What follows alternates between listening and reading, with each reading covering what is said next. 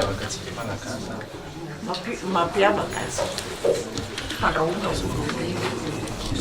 fahafantaranao ny lasopy le 7000 sorte ianarany science zay anao vao mitodika any amin'ny lafo roapolo zavatra maniry zavatra mipina ary ny trondro dia anao manavaka ny zavatra eo amin'ny taninao ny tsiro amin'ny fahafantaranao le zavatra ny anatinao fa tsy firenkevitra avy any aminy fa science d'abord et art après. ao raha petraka hoe misy sakafo malagasy malaza be lehibe fa tsy fantatry ny olona exactement hoe aiza no andehanana na hoe ahoana fomba fanaovana azy. Voaingana zao ny malagasy vao nilaza hoe tsara ny tsiron-tsakafontsika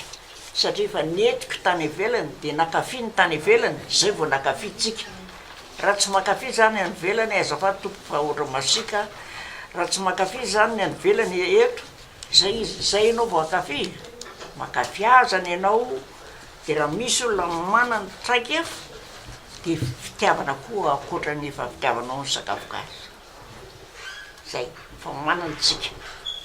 ka be dia be manao sakafo gasy fa le tsy matoky tsika zany amin'ny resaka fahadiovany ka zay zany le ezaka atao ihany keo am'le atelier resa madame Mariety teo hoe ampianarina adio satria raha makany Azia ianao dia tsy misalasala na ministre ianao na inona misakafo eny an-tsena